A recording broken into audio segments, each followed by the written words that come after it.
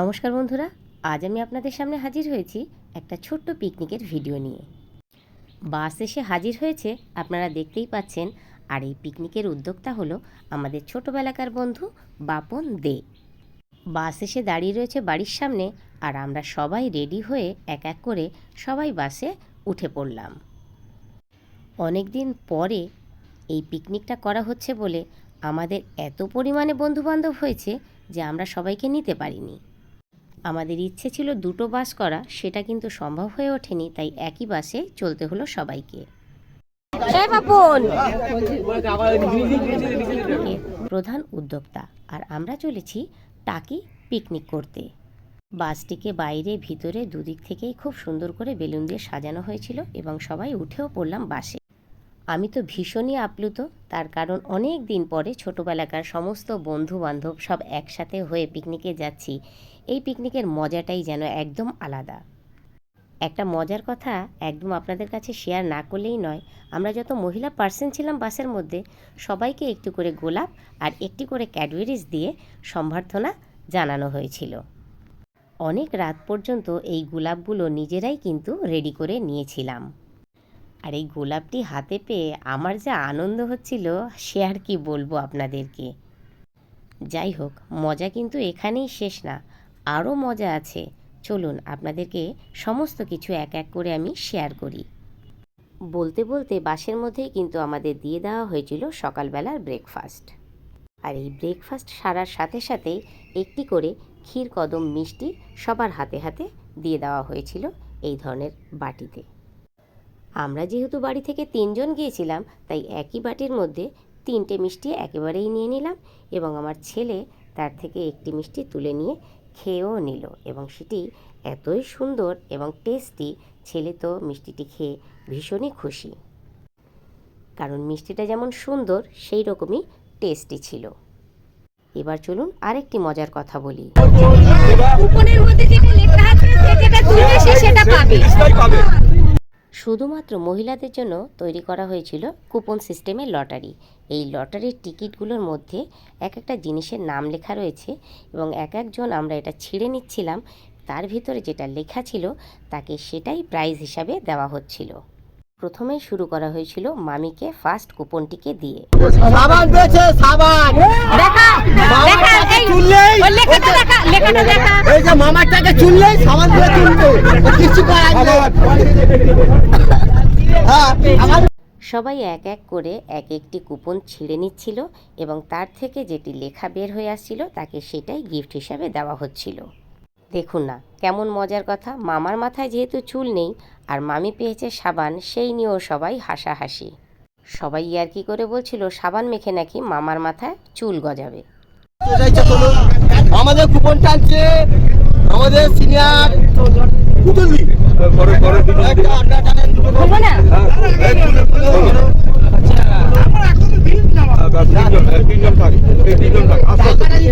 Maggi.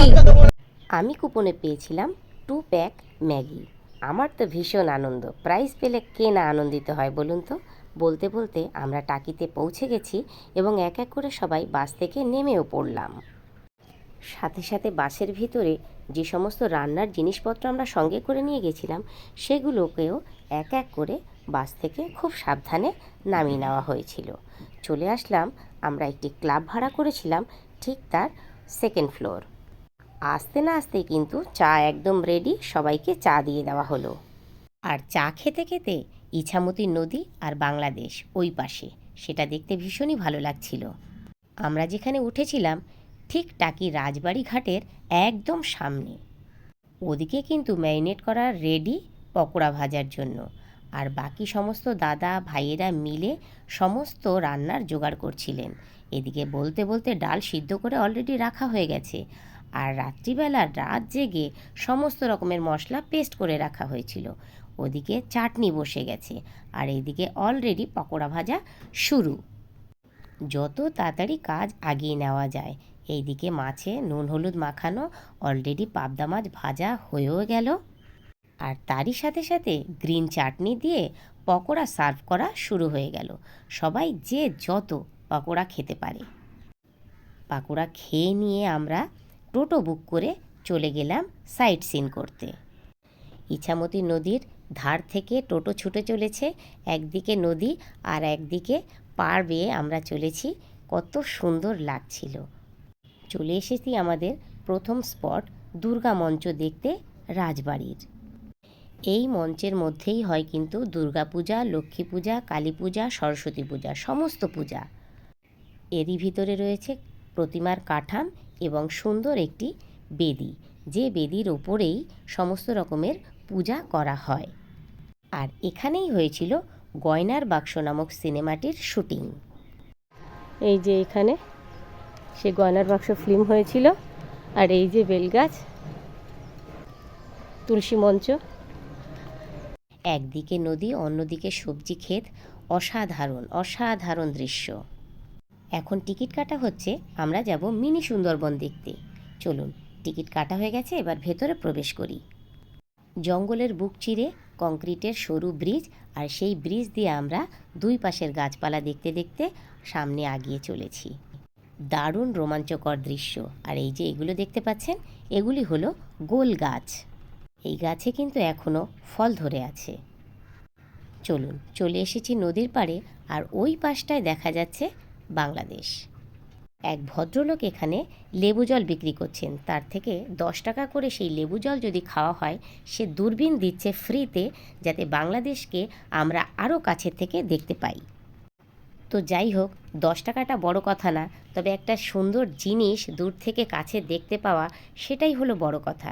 তো আমরাও সেটাই করলাম এবং তার থেকে 10 টাকা করে লেবু জল খেলাম এবং দূরবীন দিয়ে দূর থেকে কাছে করে একেবারে বাংলাদেশকে দেখে নিলাম। আমি তো দূরবীন দিয়ে দেখতে পেলাম বাংলাদেশের ওই পাশে জেসিবি দিয়ে মাটি কাটা হচ্ছে, গরু চড়ছে, নদীর পাড়ে কত মানুষ দাঁড়িয়ে আছে।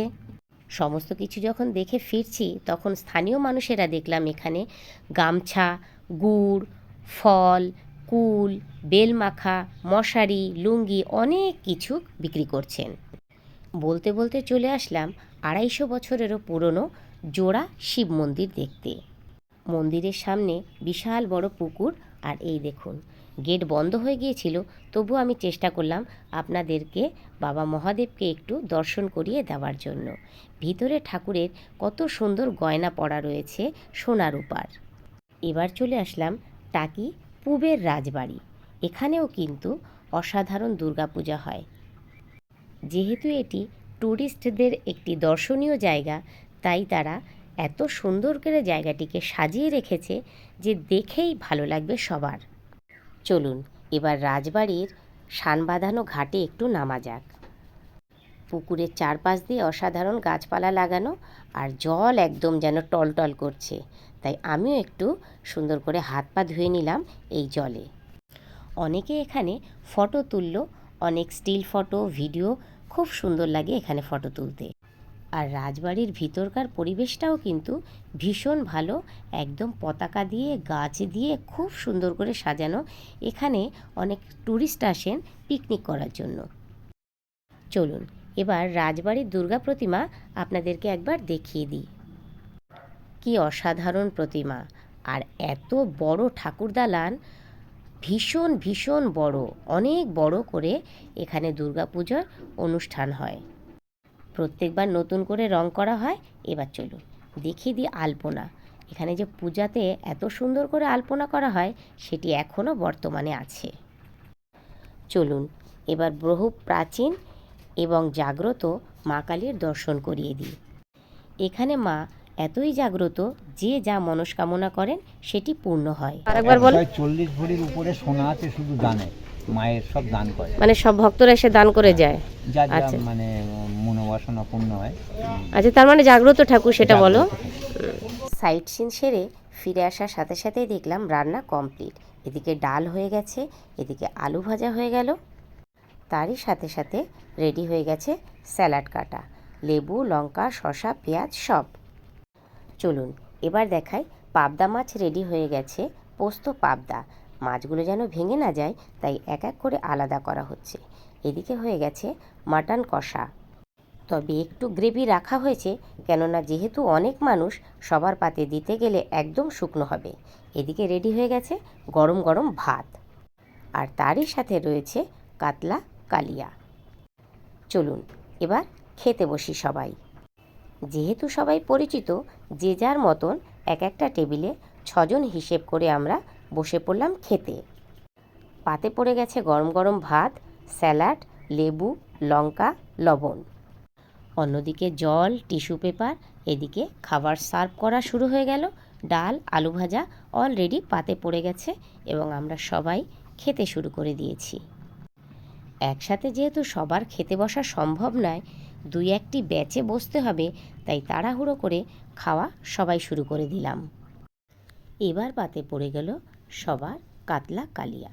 অসাধারণ টেস্টি এবং যাচাই, যে যত মাছ খেতে পারে, যে যত নিতে পারে। সত্যি কথা বলতে কি বন্ধুরা, আমরা কিন্তু আনন্দ করতে ভালোবাসি, ঘুরতে ভালোবাসি। ঘুরতে গিয়েছি বলে যা পারবো না তা জোর করে খাবো, এটা আমি একদমই পছন্দ করি না। বলতে বলতে কিন্তু পাবদা মাছ চলে এসেছে। তবে এবার একটা কথা বলি, এই রান্নাটিও কিন্তু করেছে আমারই এক পরিচিত ভাই। ও যে এত সুন্দর রান্না করতে জানে সেটা আমরা আগে জানতাম না। আজ ওর রান্না খেয়ে তো আমি আপ্লুত। পাবদা মাছ খেয়ে শেষ করতে পারিনি, তার মধ্যেই চলে আসলো কষা কষা মাটন। তবে 2 রকমের মাছ খাওয়ার পরে আমার পেটে আর জায়গা নেই, তাই ভাত না নিয়ে শুধু শুধু 2 টুকরো মাংসই খেয়ে নিলাম। পিকনিকের মেন আকর্ষণই হলো খাওয়া আর ঘোরা, তবে খাওয়াটা কিন্তু হয়েছিল আমাদের একদম জবরদস্ত। মাটন শেষ করার সাথে সাথেই পাতে পড়ে গেল চাটনি আর পাঁপড়, আর তারই সাথে ছিল রসগোল্লা আর সন্দেশ। তবে মিষ্টিগুলো কিন্তু এই টাকিতে পৌঁছানোর পরেই কেনা হয়েছিল, যেহেতু এগুলি আগে অর্ডার করা ছিল। আর আপনারা সবাই জানেন, বর্ডার লাগোয়া যে সমস্ত মিষ্টির দোকান আছে তাদের মিষ্টি অসাধারণ টেস্ট এবং দামও কিন্তু অনেক কম। খাওয়া শেষ করে ওঠার সাথে সাথেই সবার হাতে একটি করে হাজমোলার প্যাকেট ধরিয়ে দিল। চলুন এবার একটু রেস্ট নিয়েই আমরা বেরিয়ে পড়লাম বোটিং করতে। বোটিংয়ের জন্য টিকিট কেটে আমরা 15 জনের একটি দল বেরিয়ে পড়লাম নদীবক্ষে ভ্রমণের উদ্দেশ্যে। সবাই বোটে ওঠার সাথে সাথেই বোটটিও ছেড়ে দিল। এখানে যে বোটগুলো দাঁড়িয়ে আছে সবই কিন্তু এই বোটিংয়ের জন্যই দাঁড়িয়ে আছে। এই দেখুন না, আমরা যেমন যাচ্ছি ওদিকে অন্য বোটগুলো আবার ঘুরে ফিরেও আসছে। আমরা এখন বোটিংয়ে আছি ইছামতি নদীর বক্ষে, আর ঠিক অদূরে আপনারা দেখতে পাচ্ছেন মাতলা নদী। এবার আর একটি জিনিস দেখাই, একদম বিপরীতে দেখুন বাংলাদেশ, সেখানে চলছে মেলা। ওই মেলায় প্রচুর লোক এসেছে। এবার চলুন একটু জুম করে দেখাই, এই যে বাংলাদেশের নৌকো, এবং এই নৌকোতেও কিন্তু বাংলাদেশের ফ্ল্যাগ আছে। এবার দেখাই ইন্ডিয়ান নেভিদের বোট। এই বোটটি এক জায়গায় দাঁড়িয়ে আছে, এটি টহলদারির জন্য। সূর্য ডোবার সাথে সাথে ইন্ডিয়ান নেভিরা এই বোটের সাহায্যে সারা রাত জেগে পাহারায় রত থাকেন। চলুন বলতে বলতে নদীবক্ষে আমাদেরও ঘোরা শেষ। এবার এক এক করে সবাই পাড়ে উঠে পড়লাম। এবার হবে ফুচকা খাওয়ার প্রতিযোগিতা। সবাই খেতে পারবে এবং যে যত ফুচকা খাবে সে তত পরিমাণে খেতে পারে, কোনো বাধা নিষেধ নেই। দুপুরবেলা এত কিছু খাওয়া দাওয়ার পরে আমি আর বেশি খেতে পারলাম না। বাস ছাড়বে সন্ধে 6টায়, তবে তার আগেই সন্ধে হয়ে গেছে, তাই নদীর সামনে একটু দাঁড়িয়ে আপনাদেরকে দেখিয়ে দিলাম পূর্ণিমার চাঁদ নদীর জলে পড়ে কত সুন্দর দেখাচ্ছে। চলুন এবার বাস ছাড়ার আগে টাকি রেলওয়ে স্টেশন কত দূর একটু টোটো করে সেটি দেখে আসি। বন্ধুরা, আমি বসে এখন টাকি স্টেশনে।